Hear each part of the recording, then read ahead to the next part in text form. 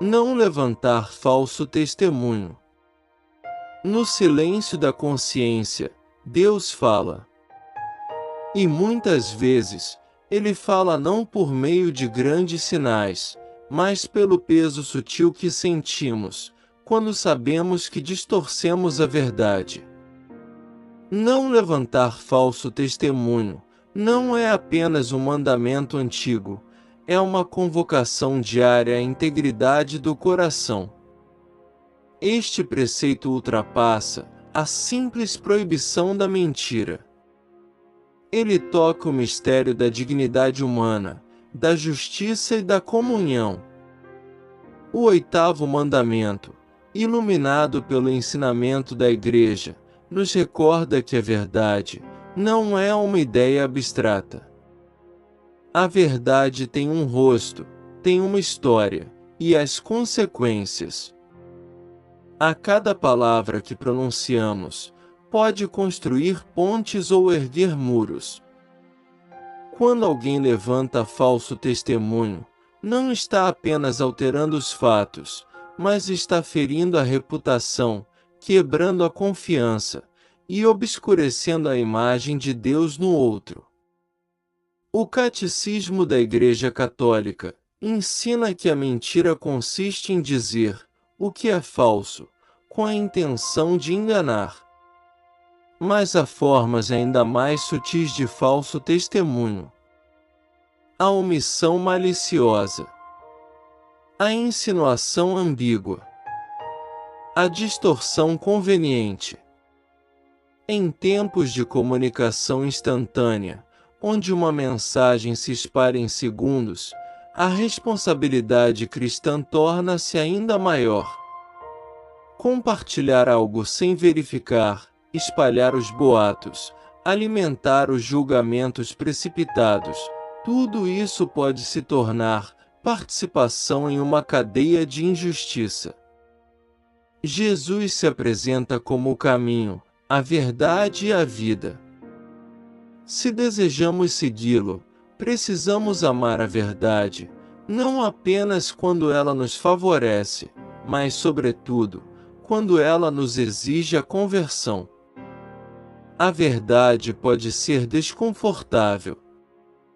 Ela pode nos obrigar a reconhecer erros, a pedir perdão, a reparar os danos.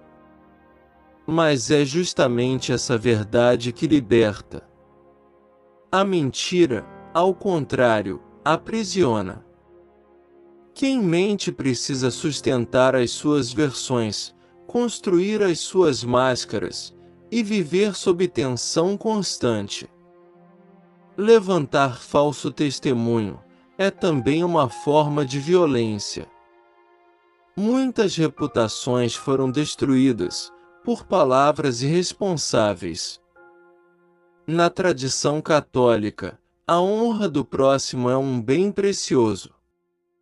A difamação e a calúnia não são pecados leves, são ataques à justiça. A justiça, por sua vez, é uma das virtudes cardeais, fundamento da vida social. Sem a confiança mútua, não há comunidade. Sem a verdade, não há a paz. Entretanto, esta reflexão não deve nos levar apenas à acusação do outro. Antes de apontar o dedo, é necessário examinar o próprio coração. Quantas vezes exageramos nos fatos, para parecer melhores? Quantas vezes omitimos a verdade, para evitar as consequências? Quantas vezes interpretamos intenções alheias de forma negativa, sem realmente conhecer o interior do outro? O falso testemunho começa muitas vezes na pressa de julgar. A espiritualidade católica nos convida à vigilância interior. Santo Agostinho dizia que a boca fala daquilo que o coração está cheio. Se o coração está cheio de orgulho, de inveja ou de ressentimento, as palavras refletirão isso. Por isso, combater o falso testemunho não é apenas um exercício moral e externo, é uma purificação interior. É pedir a Deus um coração simples, transparente e misericordioso. Há também uma dimensão de reparação. Quando erramos contra a verdade, somos chamados a restaurar a justiça. Isso pode exigir coragem, admitir o erro publicamente, desfazer os boatos, pedir o perdão a quem foi prejudicado. A confissão sacramental torna-se, nesse contexto, um espaço de cura. Ali, diante de Deus, reconhecemos as nossas faltas e recebemos a graça de recomeçar. Não levantar falso testemunho é escolher viver na luz. É reconhecer que cada pessoa carrega uma dignidade inviolável, porque foi criada à imagem e semelhança de Deus. É compreender que as nossas palavras têm um peso eterno. O cristão é chamado a ser testemunha, não da mentira, mas da verdade que salva. Num mundo marcado por ruídos, opiniões apressadas e polarizações, o discípulo de Cristo é chamado a ser o sinal de serenidade e prudência. Antes de falar, de discernir. Antes de compartilhar, verificar. Antes de julgar, rezar. Assim, as nossas palavras deixam de ser instrumentos de divisão e se tornam os instrumentos de comunhão. Que o Espírito Santo nos ensine a amar a verdade com a caridade.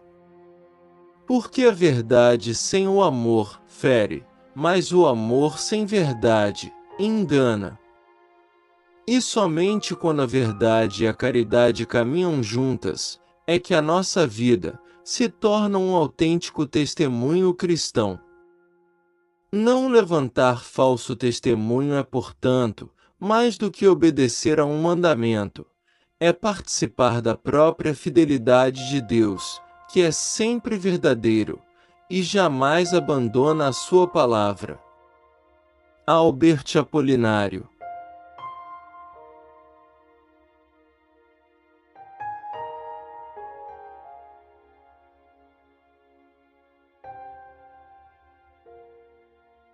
Queridos membros do canal, pensamentos que a vida nos descreve. Há pensamentos que não nascem do barulho do mundo, mas do silêncio, onde Deus fala ao coração. A vida, quando observada com os olhos da fé, deixa de ser apenas uma sucessão de dias, e passa a ser uma grande catequese viva, onde cada dor ensina, cada alegria agradece, e cada espera fortalece a esperança. É nesse caminho, muitas vezes simples e escondido, que o Senhor nos educa, nos corrige e nos ama. Vivemos os tempos em que a pressa rouba a profundidade, e as distrações afastam o essencial. Por isso, parar para refletir à luz da doutrina da Igreja é um verdadeiro ato de coragem espiritual. Pensar a vida com Cristo não é fugir da realidade, mas encará-la com mais verdade. A fé católica não nos promete a ausência de cruz, mas nos garante o sentido para carregá-la. E quando compreendemos isso, a vida já não pesa da mesma forma. O canal Pensamentos que a vida nos descreve nasce exatamente com esse propósito, de ser um espaço de reflexão, de formação e de fortalecimento da fé católica, acessível a toda a família. Aqui, cada palavra busca estar em comunhão com os ensinamentos da Igreja, respeitando a sua doutrina, a sua tradição e a sua missão evangelizadora. Não falamos de uma fé superficial, mas de uma fé vivida, pensada e rezada no nosso cotidiano. Este é um canal para os pais, os filhos, os jovens, os idosos, para quem está firme na caminhada, e também para quem, em algum momento, se sente cansado ou confuso. Um lugar onde a vida é interpretada à luz do Evangelho, onde as situações comuns do dia a dia encontram a resposta na Palavra de Deus, no magistério da Igreja e no exemplo dos santos. Refletir é permitir que Deus organize aquilo que o mundo confunde.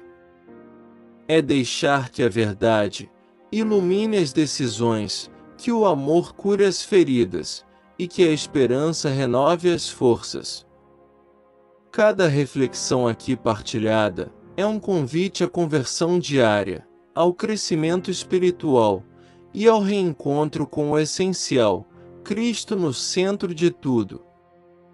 Se este conteúdo toca o seu coração, nós te convidamos a fazer parte dessa missão.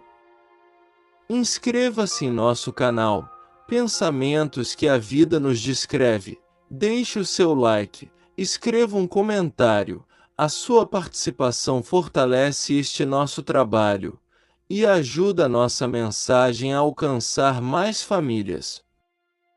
Compartilhe com os seus amigos, grupos e comunidades. Evangelizar também é divulgar aquilo que edifica. Que este canal seja um instrumento nas mãos de Deus para semear a fé, a esperança e o amor. Que cada pensamento aqui descrito seja um passo a mais no caminho da santidade. Sejam bem-vindos. Caminhemos juntos, como igreja, como família, como filhos amados de Deus. Um grande e forte abraço a todos vocês. Canal Pensamentos que a Vida nos Descreve.